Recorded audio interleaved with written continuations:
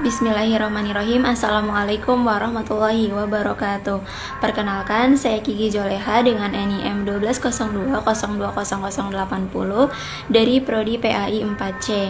Di sini saya akan menyampaikan resume pada mata kuliah Psikologi Belajar dengan materi yang berjudul Teori Belajar Humanistik. Jadi, teori belajar humanistik itu adalah teori pembelajaran yang memfokuskan pada diri seorang individu, di mana manusia menjadi pusat utama dalam kegiatan pembelajaran.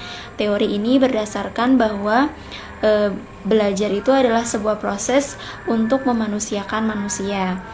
Nah, tujuan utama dari teori pembelajaran humanistik ini adalah aktualisasi diri pada setiap siswa. Maksudnya, siswa akan lebih mampu untuk belajar dan mereka juga lebih semangat untuk belajar apabila mereka terpenuhi kebutuhannya, yaitu kebutuhan sebagai manusia. Nah, kebutuhan inilah yang menjadikan seseorang merasa bahwa dirinya adalah manusia. Adapun karakteristik teori humanistik diantaranya adalah yang pertama, memprioritaskan perspektif diri pada setiap individu. Yang kedua, mendahulukan peningkatan self-control. Yang ketiga, memfokuskan pada fungsi afektif dan kognitif. Jadi lebih fokus ke pengetahuan dan sikap. Terus yang keempat, mementingkan adanya pengenalan diri atau self-image. Yang kelima, memfokuskan pembelajaran pada tekad dan motivasi pribadi siswa. Yang keenam, mengutamakan siswa sebagai pribadi yang unggul. Dan yang ketujuh, memprioritaskan ilmu pengetahuan dasar dan pengalaman. Nah, sekarang kita bahas prinsip-prinsip teori humanistik.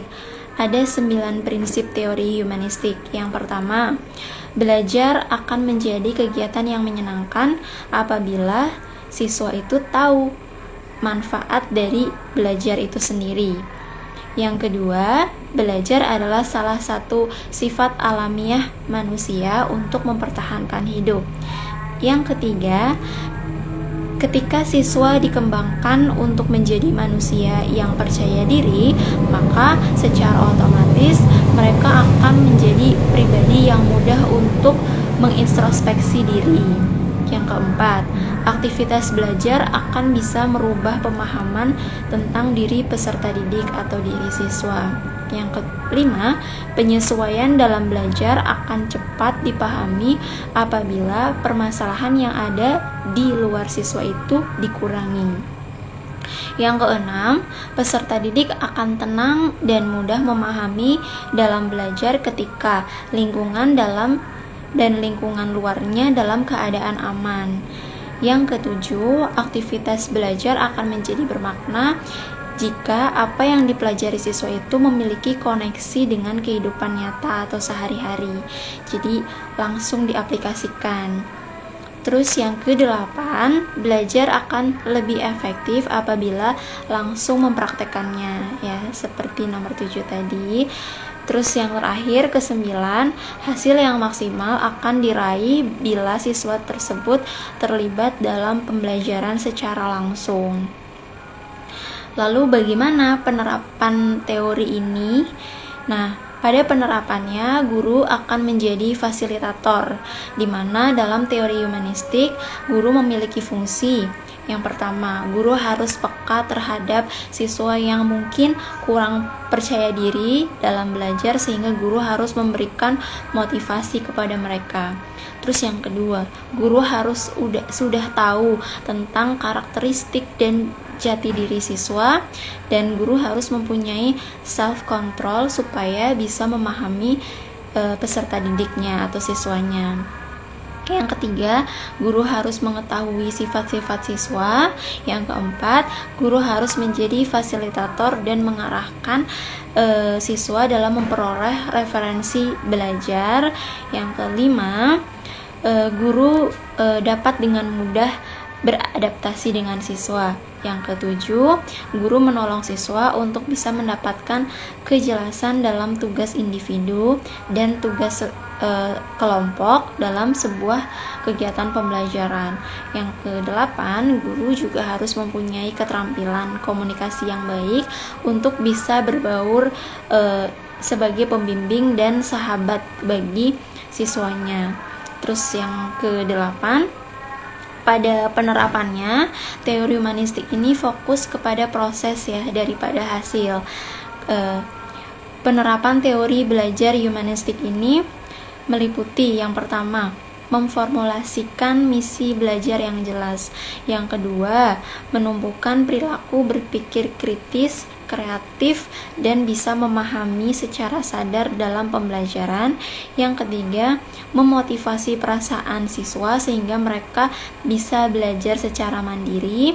Yang keempat, mencari jalan agar siswa proaktif dalam proses pembelajaran, menuntut siswa untuk bisa berkomitmen dalam menegakkan kejujuran dan kebahagiaan atau kegembiraan. Nah, tentunya teori humanistik ini mempunyai kelebihan dan kekurangan. Kelebihannya adalah yang pertama, siswa dengan sendirinya akan termotivasi dan merasa senang dalam kegiatan belajar karena siswa tahu pentingnya kegiatan belajar. Terus yang kedua, karena mereka memahami pentingnya kegiatan belajar mengajar, maka guru akan bisa menerima mereka ya. Terus yang ketiga, siswa akan mempunyai pengetahuan yang bermakna karena dalam teori humanistik ini kan guru itu hanya sebagai fasilitator. Jadi siswa itu cenderung untuk mencari bahan atau materinya itu sendiri, tapi guru tetap mengawasi dan mengarahkan. Nah, di sini siswa akan memperoleh pengetahuan yang lebih bermakna karena mereka mencari sendiri, bukan hanya disuapi saja dari gurunya gitu. Terus yang keempat, teori humanistik memiliki karakter yang memfokuskan pada pengembangan sikap, ya tadi afektif, meliputi sikap, kepribadian, mental, dan jiwa analisis siswa. Terus yang kelima, siswa dalam jangka panjang bisa meraih potensi diri dengan baik. Ini karena sering belajar menemukan sendiri, jadi potensinya akan berkembang semakin baik. Terus yang keenam, salah satu ciri dari kesuksesan penerapan teori belajar humanistik adalah siswa itu merasa termotivasi dalam kegiatan belajar mengajar. Yang ketujuh, siswa akan mempunyai pola pikir dan perasaan yang halus ya, karena mereka mengetahui tentang banyak hal gitu. Jadi cara pandang mereka itu luas. Terus siswa memiliki mental yang kuat dan berkarakter, menjadi manusia yang seutuhnya, berani, kuat, bebas berpendapat, dan bisa mengontrol kepribadiannya dengan penuh tanggung jawab. Terus yang kesembilan, siswa akan menjadi lebih kreatif dan inovatif, serta lebih mudah dalam menguasai pembelajaran. Tetapi di balik semua kelebihan itu, tentunya teori humanistik ini juga memiliki kekurangan. Di antaranya adalah bagi siswa yang memiliki kecenderungan pasif ya, tidak aktif dan kurang inisiatif dalam belajar, maka mereka akan tertinggal karena dalam teori belajar humanistik ini kan fokus pada diri masing-masing individu. Jadi kalau misalnya individunya itu nggak aktif, itu dia akan ketinggalan dari teman-temannya yang aktif gitu. Terus yang kedua, penerapan teori belajar akan tersendat ya, macet apabila tidak didukung dengan motivasi dan lingkungan yang baik. Jadi semuanya tuh harus mendukung kegiatan belajar siswa, baik lingkungannya maupun motivasinya, semuanya harus mendukung. Kalau misalnya ada faktor-faktor yang tidak mendukung belajarnya, maka kemungkinan belajar siswa ini mengalami gangguan atau masalah gitu. Terus yang ketiga, penerapan teori akan susah untuk diaktualisasi dalam bentuk yang lebih efisien.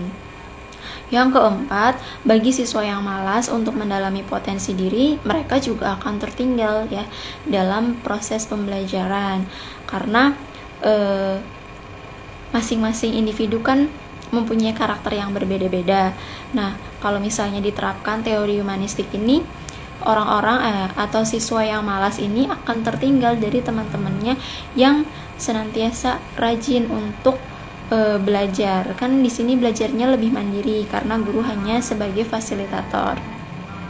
Terus yang kelima, implementasi teori humanistik ini akan membuat siswa cenderung lebih mementingkan dirinya sendiri karena mereka pada fokus kepada pribadi masing-masing, pengembangan diri masing-masing. Jadi mereka akan berorientasinya hanya kepada diri sendiri aja gitu.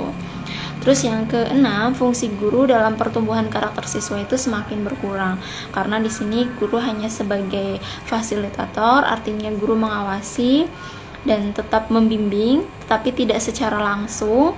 Maka dari itu peran guru untuk menumbuhkan karakter siswa itu semakin berkurang gitu.